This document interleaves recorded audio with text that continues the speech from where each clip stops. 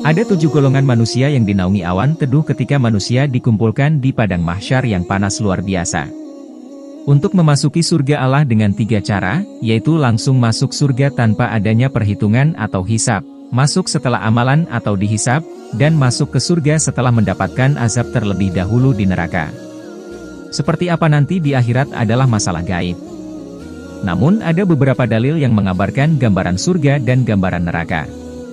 Allah memberikan rahmat-Nya untuk 7 golongan manusia yang akan mendapatkan pemberian dari Allah Subhanahu wa Ta'ala di akhirat nanti. Siapa sajakah golongan yang dimaksud? Simak ulasan lengkapnya berikut ini. Di padang mahsyar nanti suasana dahsyat panas luar biasa, namun ada payung awan yang menaungi 7 golongan ini. 7 golongan yang dinaungi Allah pada hari kiamat adalah sebagai berikut. Pertama, pemimpin yang adil, hakim yang adil. Rasulullah Shallallahu Alaihi Wasallam bersabda, siapa saja yang memimpin tetapi menutup pintunya dari rakyatnya, dan dia mati dalam keadaan menipu rakyat maka Allah haramkan baginya masuk surga. Hadis riwayat Bukhari Muslim. Allah memberikan rahmat-Nya untuk 7 golongan manusia yang akan mendapatkan pemberian dari Allah Subhanahu wa Ta'ala di akhirat nanti. Siapa sajakah golongan yang dimaksud? Simak ulasan lengkapnya berikut ini. Dalam sebuah video kanal YouTube Cahaya Hijrah berjudul, 7 golongan yang dinaungi di hari kiamat. Pemimpin yang adil berfungsi untuk menegakkan kebenaran, memperbaiki semua yang rusak, sebagai tempat perlindungan bagi yang haknya dirampas dan keadilan bagi orang yang teraniaya. Ia juga memiliki sifat lembut dan pemaaf, menepati sumpah dan janji, sabar, murah hati, menjadi teladan bagi umatnya, bersifat wara, dan zuhud, ikhlas dalam menjalankan tanggungannya, bertawakal dan mementingkan kemaslahatan umatnya. Kedua, pemuda yang taat beribadah. Pemuda yang pandai memanfaatkan waktu mudanya untuk berkarya dengan hal-hal positif dan bermanfaat serta taat beribadah kepada Allah akan mendapatkan penghargaan dari Allah di akhirat kelak. Seorang pemuda yang menyia-nyiakan masa mudanya untuk sesuatu yang tidak bermanfaat dan bahkan bermaksiat akan menjadi orang yang merugi. Ketiga, manusia yang mencintai masjid, selalu senang berada di masjid. Cinta terhadap masjid bisa ditandai dengan kebiasaan sholat berjamaah di masjid sebagai salah satu tanda-tandanya.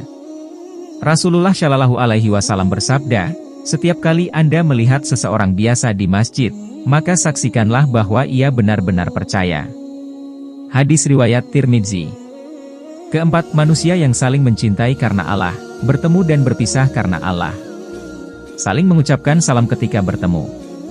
Dalam ucapan ini seorang muslim mendoakan muslim lainnya agar mendapatkan keselamatan, rahmat dan barokah dari Allah Subhanahu wa Ta'ala. Rasulullah Shallallahu Alaihi Wasallam bersabda, kalian tidak akan masuk surga sampai kalian percaya, dan kalian tidak akan percaya sampai kalian saling mencintai. Tidak maukah kalian melakukan sesuatu di antara yang kalian maka kalian akan saling mencintai, sebarkanlah salam-salam kalian. Hadis riwayat Muslim.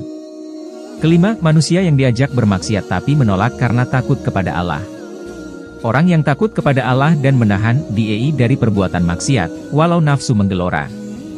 Meskipun keinginan untuk melakukan ada, tetapi rasa takut kepada Allah mampu membuat diri terhindar dari berbagai godaan. Keenam, manusia yang bersedekah dan merahasiakannya. Orang yang membantu tanpa pamrih, ikhlas sehingga terhindar dari sifat riya maupun ujub. Dilakukan semata-mata karena mengharap ridho Allah dan keinginan untuk membantu sesama.